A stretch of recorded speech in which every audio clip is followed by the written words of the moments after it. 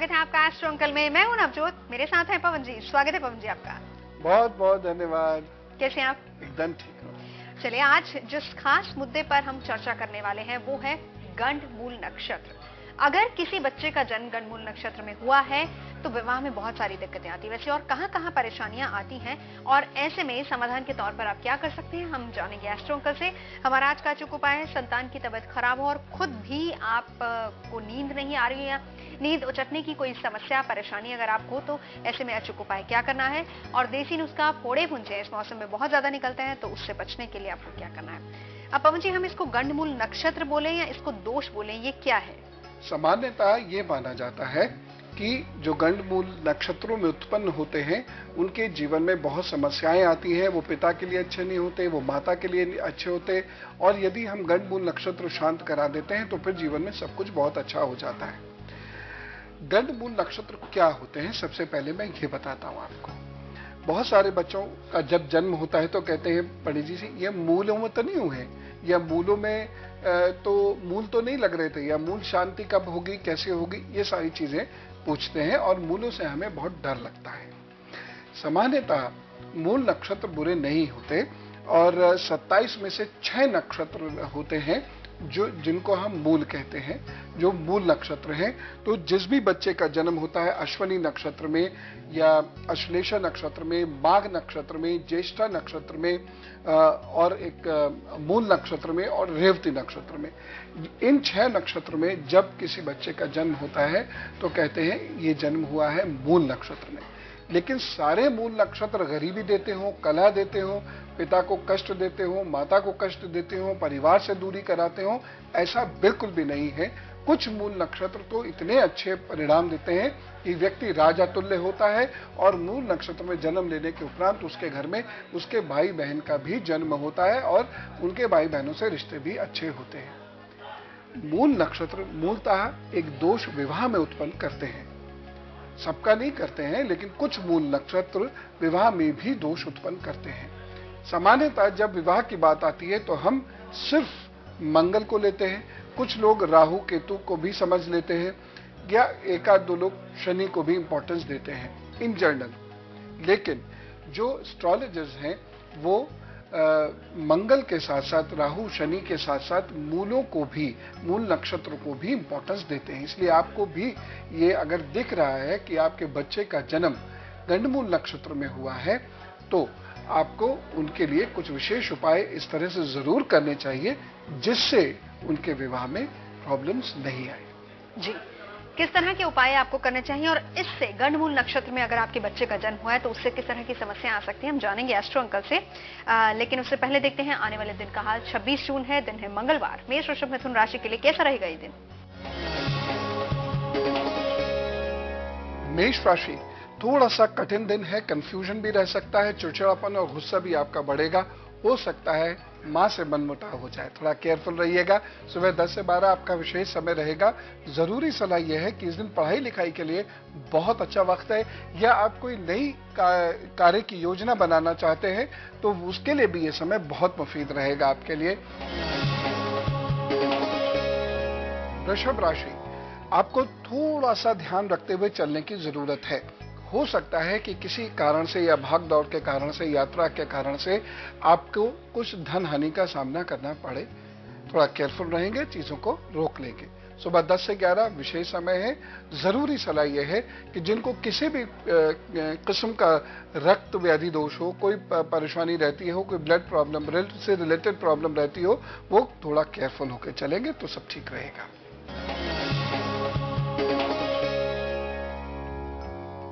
मिथुन राशि, आपके लिए बहुत अच्छी अपॉर्चुनिटी, आगे बढ़ने के लिए बहुत अच्छा समय है।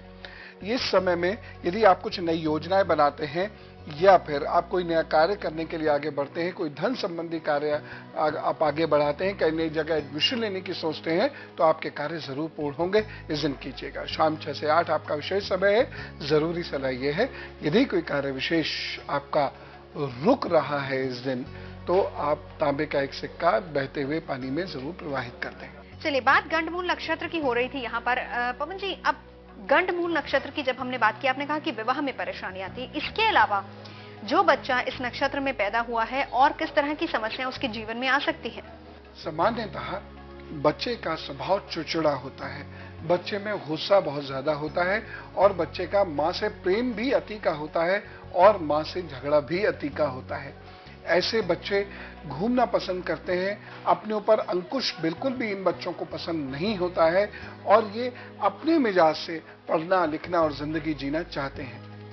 लेकिन यह मान लेना, जो बहुत सारे पेरेंट्स देखकर डर जाते हैं, यह मान लेना कि गंडमूल नक्षत्रों में जिस बच्चे की उत्पत्ति हुई है वो तो हमेशा रोगी रहेगा, बिल्कुल नहीं है। हमेशा निर्धन रहेगा, ऐसा भी नहीं है। और माता पिता से उसका बैर रहेगा या माता पिता को उसकी वजह से कष्ट होगा, ऐसा भी बिल्कुल नहीं है। और विवाह में जो आपने कहा कि समस्याएं आती हैं, किस तरह की प्रॉब्लम्स आ सकती हैं विवाह में? विवाह में सबसे इंपॉर्टेंट चीज ये होती है कि मन का साथी नहीं मिलता और ये बच्चे कॉम्प्रोमाइज नहीं कर पाते। लिहाजा जिस भी व्यक्ति से इनका विवाह होता है उस व्यक्ति से इनका मन कभी मिलता नहीं, मनभेद रहता है। तो कॉम्प्रोमाइज करके यदि उनका चंद्रमा अच्छा है तो जीवन बिता लेंगे, यदि बृहस्पति अच्छा है तो भी अपने घर गृहस्थी की गाड़ी एडजस्टमेंट करके निकाल देंगे।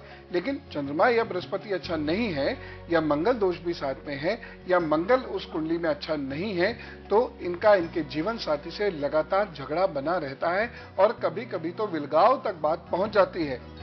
लेकिन यदि प्रयास किए जाए तो इस चीज को काफी हद तक ठीक किया जा सकता है। थोड़ा बहुत मतभेद हो जाएगा, लेकिन मनभेद नहीं होगा और अलगाव तो बिल्कुल नहीं होगा यदि हम लगातार उपाय करें तो। और कौन से उपाय हैं जो आपको करने हैं हम बताएंगे आगे, लेकिन सवाल लेते हैं। पवन जी, सवाल हमारे पास जो आया है वो आया है शीतल राठी का और ये आया है कोलकाता से। डिटेल्स आप नोट कर लीजिए। 23 मार्च 1982 इनका डेट ऑफ बर्थ है, 6:14 सुबह की और प्लेस है कोलकाता। सवाल इनका है कि इनका ये पूछना चाह रहे हैं कि किस महीने और किस साल में इनकी शादी होगी, क्योंकि ये डबल मंगलिक है, ऐसा इनका कहना है। इन्होंने अपनी कुंडली किसी को दिखाई होगी, शायद उन्होंने बताया है। और क्या कोई उपाय आप बताएंगे? फिलहाल इनको स्किन की भी थोड़ी सी समस्या है जिसका ट्रीटमेंट चल रहा है, लेकिन अगर इससे रिलेटेड भी अगर आप उपाय बता सके तो। शीतल जी, शिव परिवार आपको इष्ट की तरह से पूजना है या अर्धनारीश्वर रूप के आप नियमित प्रार्थना करना शुरू कीजिए। मुख्य ग्रह आपके होंगे बृहस्पति और जो सबसे महत्वपूर्ण चीज जो आपको ध्यान रखनी है, विवाह के बारे में आपकी कुंडली में कोई प्रॉपर योग नहीं है, इसलिए आप उपाय कीजिए, प्रभु की वंदना कीजिए, वही आपका विवाह करा सकते हैं और वही आपको विवाह का सुख देंगे। इसलिए जो आपने कहा है कि आपको एग्जैक्ट टाइम और डेट बताई जाए, वो संभव इस कुंडली में नहीं है। फिर भी जो इष्ट की आराधना है वो आपने करनी है, साथ ही साथ आपने एक कार्य और करना है। आपने हर महीने एक मंगलवार लोहे का तवा अथवा अंगीठी का दान करना है। और दूसरी चीज यह है, हर शनिवार पीपल के पेड़ के नीचे चौमुखी दीपक जलाइए, उसमें थोड़े से उड़द अथवा काले तिल डाल दीजिए, सरसों का तेल डालिए और वहीं बैठ के पश्चिम की ओर मुंह करके ओम प्राम प्रीम प्रोम सह शनय नमः का जप करना शुरू करिए। लंबे समय तक ये कार्य करना पड़ेगा। लाल और नीले और काले ये 3 वस्त्र पहनना आप बंद कर दीजिएगा। देखिए, प्रभु को चमत्कार दिखाएंगे तो आपको जरूर फायदा होगा। 2012 के जाड़ों में भी हो सकता है, 2013 जुलाई के बाद भी हो सकता है, लेकिन धैर्य रखते हुए ये उपाय अवश्य करिएगा। निराश भी नहीं होना है, घबराना भी नहीं है। जो डीप पिगमेंटेशन की आपने यहाँ पर बात करी है, डीप पिगमेंटेशन जो आपको हो रहा है, उसके लिए आपने क्या करना है, कच्चे दूध में बहुत हल्का सा नमक मिला के रात को खूब गहराई से ऐसे लगाया कीजिए और फिर आप सो जाए कीजिए। सुबह को उसे अच्छे से साफ कर लीजिए, साबुन का प्रयोग करना बंद कर दीजिएगा और टॉवल से रगड़ के मुंह को साफ करने के बजाय हल्के हल्के टैप करके उसको शांत कीजिएगा। प्रभु ने चाहे तो लाभ हो जाए। तो चलिए, उम्मीद करते हैं शीतल जी आपको आपका जवाब मिल गया होगा। फिलहाल हम बढ़ते हैं आगे और कर्क, सिंह और कन्या राशि के लिए देखते हैं आने वाले दिन का हाल कैसा रहेगा और उसके बाद होगा हमारा आज का अचूक उपाय। जी, कर्क राशि, अपने गले का बहुत आपको ख्याल रखना होगा। यदि आप ठंड से पीड़ित रहते हैं तो भी थोड़ा केयरफुल होकर चलिए की जरूरत है। बाकी कुल मिला के दिन अच्छा रहेगा। शाम 5 से 7 रहेगा आपका विशेष समय और आपके लिए एक बहुत जरूरी सलाह है, वो ये है कि हो सके तो ठंडी और खट्टी चीजें खाने से बचें। सिंह राशि, यदि आप कोई रिश्ता जोड़ने जा रहे हैं, किसी खास व्यक्ति से मुलाकात करने जा रहे हैं, तो बहुत केयरफुल रहिएगा। सुबह 10 से 11 विशेष समय है। जरूरी सलाह यह है, हेल्थ बहुत अच्छी हो सकता है ना रहे इस दिन, ध्यान से चलें। और यदि किसी खास व्यक्ति से मुलाकात करने जा रहे हैं तो हरी इलायची जरूर चूसते हुए जाइएगा। कन्या राशि, प्रतिष्ठा के लिए दिन बहुत अच्छा है। आप यदि गवर्नमेंट जॉब या प्रमोशन का प्रयास कर रहे हैं तो इस दिन कीजिए। इस दिन आपके द्वारा कही हुई बात का बड़ा वजन रहने वाला है। शाम 6 से 8 आपका विशेष समय है। जरूरी सलाह इस दिन आपके लिए यह है कि कुछ कच्ची सब्जी किसी गरीब कन्या को जरूर दान कर दीजिएगा। और हमारी आज के अचूक उपाय की आती है, संतान की तबीयत खराब हो और आपको भी नींद आने में थोड़ी दिक्कत हो रही है, नींद उचट रही हो, तो ऐसे में क्या अचूक उपाय आप कर सकते हैं? एस्ट्रो अंकल से पूछते हैं। जी एस्ट्रो अंकल।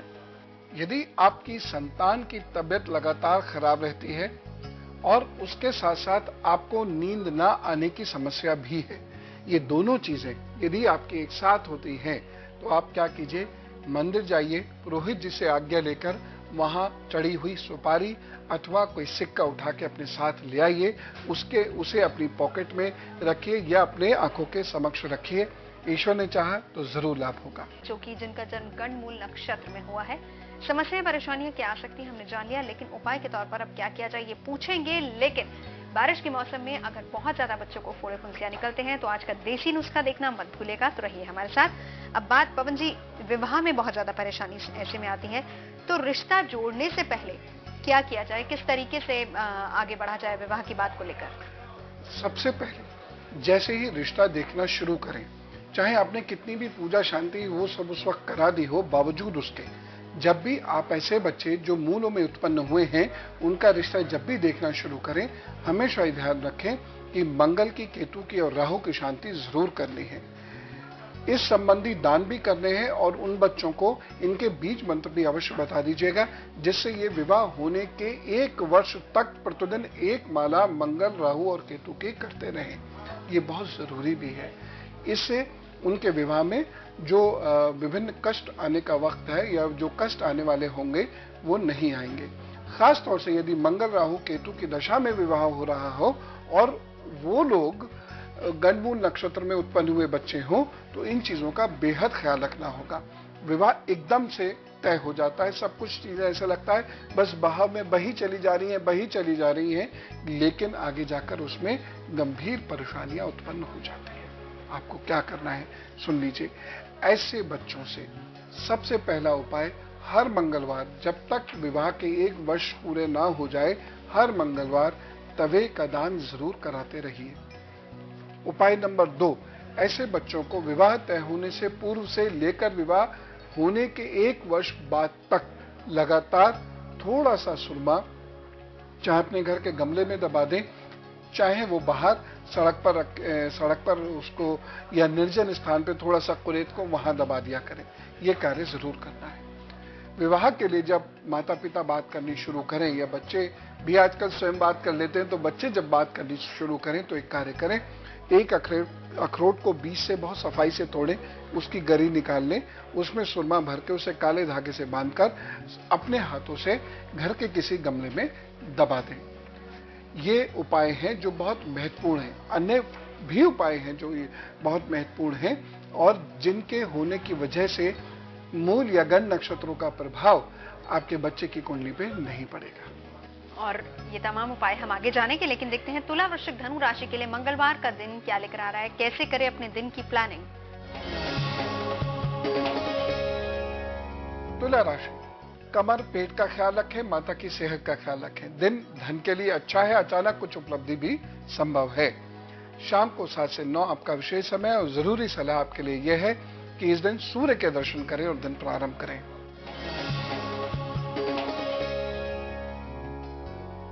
वृश्चिक राशि, भाग्य पक्ष आपका मजबूत है, अच्छा आपको समय मिल रहा है, इस समय का सदुपयोग जरूर करें। ये बात ठीक है कि कुछ आपको बाधाएं आएंगी, लेकिन बावजूद उन सब चीजों के आप सक्सेसफुल होंगे, नई योजनाएं आपकी क्रियान्वित होंगी। सुबह 7 से 9 आपका विशेष समय रहेगा और आपके लिए विशेष समय है, दूध का दान जरूर दीजिएगा। धनु राशि, आपके लिए अच्छा दिन कहा जा सकता है। इस चीज को उत्साह होगा, जोश होगा, नए कार्य की सोचेंगे आप और साथ ही साथ अपने अंदर आत्मविश्वास भी महसूस करेंगे। अपने घर गृहस्थी का ख्याल थोड़ा ज्यादा रखना होगा। सुबह 5 से 6 रहेगा विशेष समय और जरूरी सलाह है आपके लिए गुड़ गाय को जरूर खिलाएं। चलिए पवन जी, मूलों की बात हो रही है और यहाँ पर आपने कहा कि विवाह करते समय बहुत खास ख्याल रखना चाहिए। ऐसे में वो बच्चे जिनका जन्म मूल में हुआ है और गंड मूल की खास तौर पर बात करें, इनका विवाह किससे होना चाहिए? क्या उनकी कुंडली में भी कुछ खास इस तरह के योग होने चाहिए? उन बच्चों का जो मूलों में है, यदि विवाह कराया जाए ऐसे बच्चों से जो पुष्य नक्षत्र में है, हस्त नक्षत्र में है, पुनर्वसु नक्षत्र में है, तो उनका विवाह सामान्यतः सक्सेसफुल रहता है। या ऐसे से मोटे तौर पे समझ लें कि चंद्र, बुध, शुक्र और बृहस्पति के नक्षत्रों में जो लोग उत्पन्न हुए हैं, उनसे उनका यदि विवाह होगा तो चीजें बहुत आसानी से मैनेज हो जाएंगी। और पवन जी, क्या जिनसे इनका विवाह हो रहा है उन्हें भी कुछ उपाय करने की जरूरत होगी इससे पहले? नहीं, उन्हें तो कोई जरूरत नहीं है, इन्हीं लोग को ज्यादा जरूरत है। खास तौर से जिन बच्चों का जन्म ज्येष्ठा नक्षत्र में हुआ है, उन बच्चों को तो बहुत ध्यान रखने की जरूरत है। पहली जरूरत तो ये है कि जेठ के महीने में विवाह ना करें, घर के सबसे बड़े बच्चे या बच्ची से विवाह ना करें, और तीसरी चीज ये है कि उस घर में यदि 1 वर्ष के अंदर अंदर कोई विवाह हुआ है किसी सगे भाई बहन का, तो उस विवाह को कुछ महीने टाल दें, तब तक टाल दें जब तक कि उस विवाह को 1 वर्ष पूरा ना हो जाए। चलिए फिलहाल हम बढ़ते हैं आगे, सवाल लेते हैं। पवन जी, सवाल हमारे पास आया है, मिस्टर एम कुमार है, डिटेल्स आप नोट कर लीजिए। 22 मई 1986 इनका डेट ऑफ बर्थ है, समय है 4 बजे शाम के और प्लेस ऑफ बर्थ है सिवान, बिहार। बीटेक किया हुआ है इलेक्ट्रिकल इंजीनियरिंग, लेकिन अभी तक कोई नौकरी नहीं मिली है। सिविल सर्विसेज या गवर्नमेंट जॉब मिलेगी या नहीं मिलेगी? दूसरा ये कि इनको स्टैमरिंग की थोड़ी प्रॉब्लम है, हकलाने की, स्किन प्रॉब्लम भी है, ये कब तक ठीक होगी? और साथ ही साथ शादी से जुड़ी समस्या भी इनकी है। और खास तौर पर मेरा आपसे आग्रह है कि आप जो भी उपाय बताएं प्लीज बहुत ही सरल हों ताकि मैं कर सकूं, तो सरल उपाय बताइएगा। देखिए एम कुमार साहब, यदि समस्याएं बड़ी होती हैं तो समस्याओं के निदान भी ज्यादा करने पड़ते हैं, देर तक करने पड़ते हैं, रेगुलरली करने पड़ते हैं। और मैं बार बार बच्चों को, युवाओं को यही संदेश देता हूं, चमत्कार की उम्मीद ना करें। ज्यादा बड़ी समस्याएं है तो उसको निपटाने के लिए ज्यादा बड़ी मेहनत करने की कोशिश करें। सबसे इंपॉर्टेंट चीज ये है, आपको मेडिटेशन करना पड़ेगा। कैसा मेडिटेशन करना पड़ेगा? एक सफेद बिंदु पर या माँ सरस्वती की प्रतिमा को देखते देखते देखते देखते आप बिल्कुल ध्यान में चले जाइए और ये मेडिटेशन आपको 15 मिनट करना होगा। दूसरी चीज, जब आप बोलेंगे या कहीं भी बोलना होगा तो सेकंड भर के लिए उस मेडिटेशन को याद कर लीजिएगा, उस बिंदु को याद कर लीजिएगा, माँ सरस्वती को याद कर लीजिएगा, फिर आप बोलिएगा। धीरे धीरे आपको हकलाने की टेंडेंसी खत्म हो जाएगी। आपके अंदर स्टैमरिंग का रीजन जो सबसे बड़ा है वो ये है, एक तो कॉन्फिडेंस की कमी है और दूसरी चीज है आप बोलने से बचना चाहते हैं और तीसरी चीज आप जल्दी से कामों को निपटा देना चाहते हैं। इन तीनों के कारण शब्द फिसल जाते हैं। ये तीनों चीजें कंट्रोल करें, ये उपाय करें तो निश्चित रूप से फायदा होगा। अंगूठे में आपको तांबे का छल्ला पहनना होगा और साथ ही साथ आप एक अच्छा सा मोती 7-8 रत्ती का चांदी की अंगूठी में अपने गले में सोमवार को धारण कर लीजिए। इन सब चीजों की वजह से आपको जॉब जल्दी मिल जाएगी। लेकिन मैं पुनः कहूंगा, मैं कॉन्फिडेंस पर ध्यान दें और धीरे धीरे ये मेडिटेशन करके अपनी वाणी को इंप्रूव करने की कोशिश करें, जरूर आपको लाभ हो जाएगा। तो उम्मीद करते हैं उपाय सभी सरल होंगे और आप आराम से कर सकेंगे। फिलहाल हम बढ़ते हैं आगे और देखते हैं आने वाले दिन का हाल कैसा रहेगा आखिरी 3 राशियों के लिए, और उसके बाद होगा हमारा आज का देसी नुस्खा। मकर, कुंभ और मीन। मकर राशि, दिन अच्छा नहीं कहा जा सकता। विद्यार्थियों के पॉइंट ऑफ व्यू से बहुत मेहनत करने के बाद ही आपका कंसंट्रेशन अच्छा होगा। शाम 6 से 8 रहेगा विशेष समय और आपके लिए एक बहुत जरूरी सलाह यह है, 8 वर्ष से छोटी कन्या को कुछ उपहार में अवश्य दें। कुंभ राशि, मित्रों की दृष्टि से यह दिन अच्छा है। आपके नए दोस्त जुड़ेंगे और साथ ही आपके मित्रों की समस्याओं का निस्तारण भी होगा। शाम को 6 से 8 आपका विशेष समय है और आपके लिए एक बहुत जरूरी सलाह है, वो ये कि थोड़े से चावल किसी गरीब को अवश्य दें।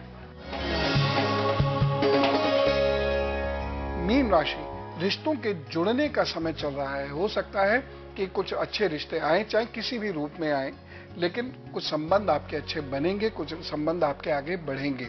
शाम को 6 से 7 आपका विशेष समय है।